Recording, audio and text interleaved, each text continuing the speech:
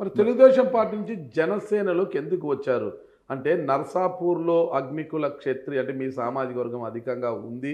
ఇక్కడైతే బెర్త్ కూడా ఖాళీ ఉంది. ఇక్కడైతే పక్కా పాగా వేసేయొచ్చు మనము అనుకోని వచ్చారా? ఒక బీసీ ఈక్వేషన్‌తో ఇక్కడికి వచ్చారా? లేకపోతే నిజంగా పవన్ కళ్యాణ్ గారి మీద అభిమానంతో ఆయన కార్యక్రమాలు చూస్తూ, ఆయన పోరాటం చూస్తూ టీడీపీని కాదని ఇక్కడికొచ్చారా?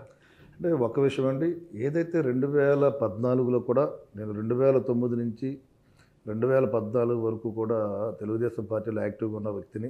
2014లో కూడా ఇన్ఛార్జిగా అప్పట్లో కూడా నేను నరసాపురం నేను ఉండడం జరిగింది ఇక్కడ. 2014లో కొన్ని సమీకరణాల దృష్ట్యా మరి ఆ రోజున ఇక్కడ మరి మాధవ్ నాయుడు గారికి టికెట్ ఉండడం, ఆ రోజు మాధవ్ నాయుడు గారిని గెలిపించుకురావడం అన్నీ అంటే మా వంతుగా ఆయన గెలవడానికి కూడా మేము సహకరించడం జరిగింది.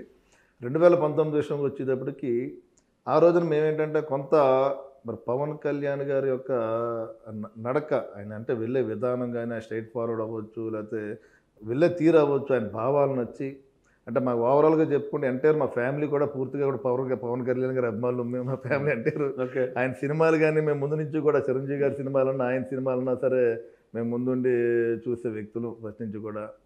ఆయనతో ఒక ప్రత్యేకంగా అభిమానంతో వాళ్ళు జనసేన పార్టీలోకి వెళ్ళడం అన్నది అభిమానం కోసం వెళ్ళి ఆ పార్టీలో ఉన్నాం.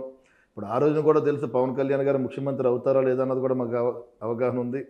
అది దానివల్ల ఏంటంటే ఆయన నచ్చి రాబోయే రోజుల్లో కూడా ఒక మంచి స్థానం మనకుంటుంది, ఆయన కూడా మంచి పొజిషన్కి వెళ్తారు, ప్రజలకు కావాల్సిన వ్యక్తి, ఒక రాష్ట్రంలో ఒక మార్పు తీసుకొచ్చే వ్యక్తి అనే ఆలోచనతోటి మరి ఆయన ఆశయాలతో ముందుకెళ్ళడం జరిగింది. ఆ రోజున పవన్ కళ్యాణ్ గారు కూడా ఆయన సామాజిక వర్గాల నుంచి ఎంత ఒత్తిడి ఉన్నా సరే ఆయన ఉన్న సామాజిక వర్గాల నుంచి ఒక వెనకబడిన అభ్యర్థిగా నాకు ఆ రోజు అవకాశం ఇచ్చారు.